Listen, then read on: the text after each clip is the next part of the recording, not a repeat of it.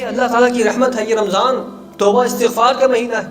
یہ رمضان اللہ سے معافی مانگنے کا مہینہ ہے. اللہ پچھلے سالوں میں جو مجھ سے ہوا سو ہوا، اور آج کی تاریخ سے پہلے جو ہوا سو ہوا. اے اللہ میں آ گیا ہوں تیرے دربار میں، اے اللہ مجھے معاف کر دے. اے اللہ جو گھر میں ظلم ہوا، جو باہر ہوا، جو کام کاج میں ہوا، جو کاروبار کے دوران ہوا، جو جاب کے دوران ہوا، اے اللہ جو پڑھائی کے دوران ہوا، جو کوئی مجھ سے غلطی کوتاہی ہوئی تھی، اے اللہ میں معافی چاہتا ہوں. یہ انسان میں اور شیطان میں بڑا فرق ہے. آپ دیکھیں کہ حضرت آدم سے جب غلطی ہوئی تو حضرت آدم نے کیا کہا، اور جب شیطان سے غلطی ہوئی تو شیطان نے کیا کیا. شیطان سے جب غلطی ہوئی تو شیطان اکڑ گیا.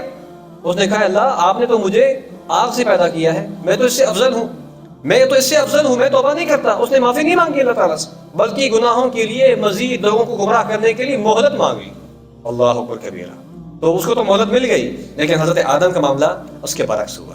حضرت آدم اور اماں حوا نے فوری طور پر اللہ تعالیٰ سے معافی مانگی. قال ربنا ظلمنا انفسنا وان لم تغفر لنا وترحمنا لنكونن من الخاسرین. ان دونوں نے اپنے ہاتھ اللہ کی طرف بلند کیے. اللہ اے ہمارے پروردگار، اے ہمیں بنانے والے، ہم سے غلطی ہو گئی ہے، ظلم ہو گیا ہے، ہم نے آپ کی بات نہیں مانی ہے. اے اللہ اگر آپ نے ہمیں معاف نہ کیا، اے اللہ اگر آپ نے ہم پر رحم نہ کیا تو ہم تو یقیناً خسارہ پانے والوں میں سے ہو جائیں گے، ہم تو برباد ہو جائیں گے. تو اللہ تعالیٰ نے دونوں کو معاف کر دیا.